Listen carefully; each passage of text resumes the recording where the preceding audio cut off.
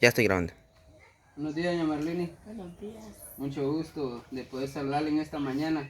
Gracias igualmente. Fíjese que tenemos el propósito de compartirle el mensaje de la palabra del Señor y entonces quisiera rogarle un poquito de su tiempo. Entonces quisiera, muchas gracias hoy.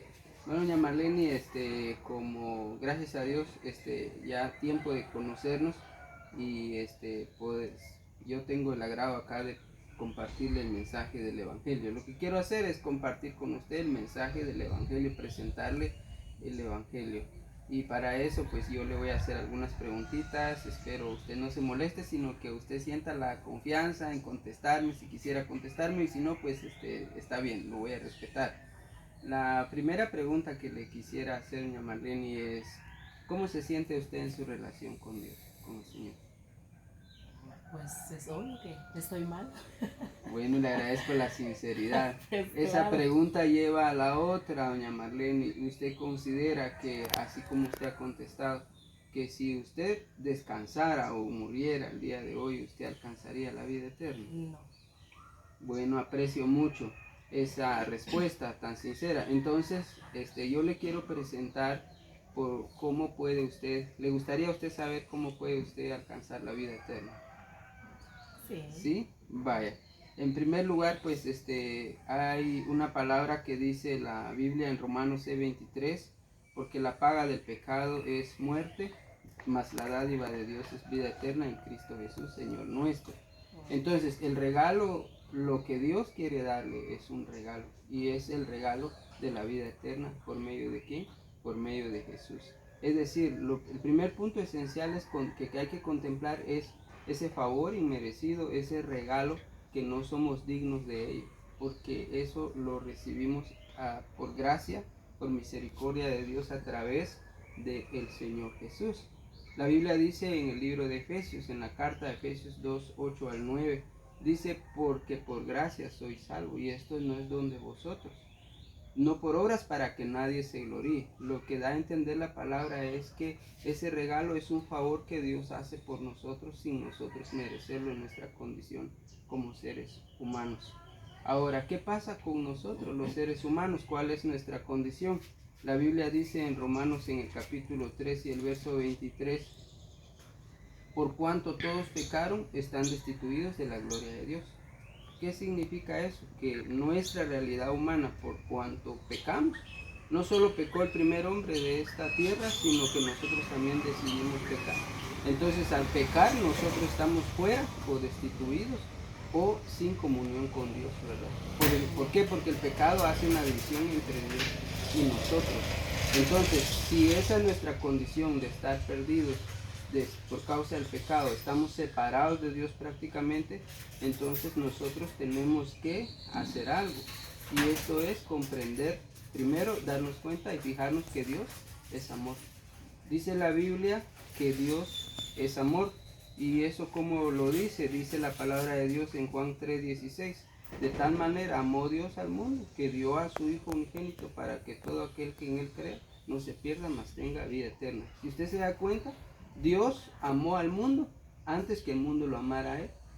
Dios entregó a su Hijo cuando nosotros estábamos muertos en nuestros delitos y pecados.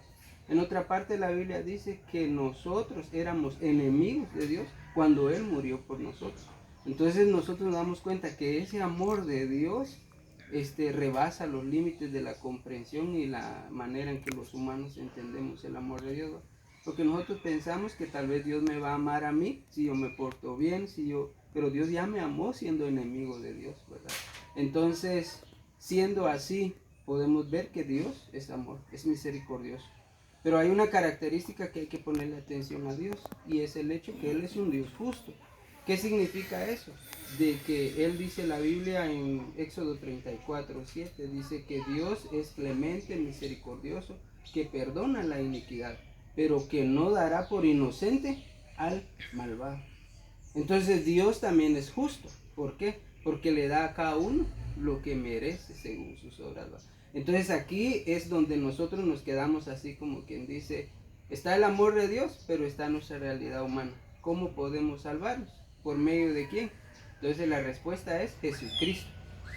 Jesucristo es la respuesta. ¿Por qué? Porque dice el Señor de que este era el verbo en Juan 1.1 y en Juan 1.14 se lo voy a leer. Dice, el verbo estaba con Dios y el verbo dice era con Dios y el verbo es Dios, refiriéndose al Señor Jesús. Ahora nosotros tenemos la oportunidad de venir a Él y poder entender que Él se hizo carne. Dice, y aquel verbo que fue hecho carne y habitó entre nosotros y vimos su gloria, gloria como del unigénito del Padre, lleno de gracia y de verdad. Dios, Jesús, se hizo carne, se humanó, nació, creció y fue muerto por nuestros delitos y pecados. La Biblia dice en Isaías 53:6 que Dios cargó en él el pecado de todos nosotros. O sea que por nuestra causa él fue muerto.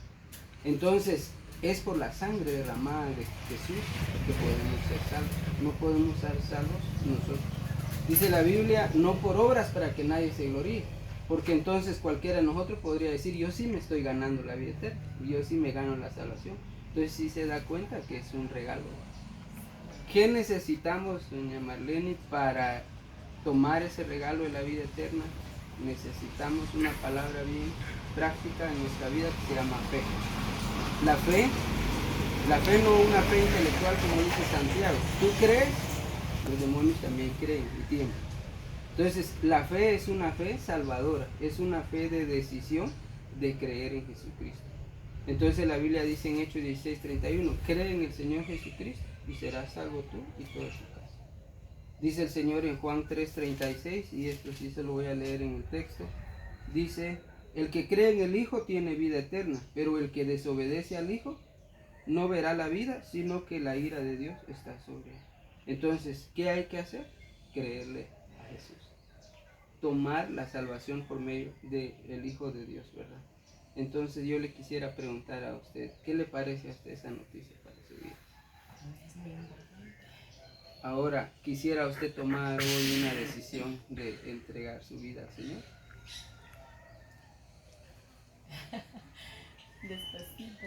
Muy bien, es mi deber como evangelista decirle a usted que tiene la oportunidad, ¿verdad? Sí. De todas maneras, ¿qué tiene que hacer usted? Ahora, aunque usted me dice que en este momento no, debo decirle que lo que hay que hacer es que arrepentirse según la palabra de Dios, ¿verdad?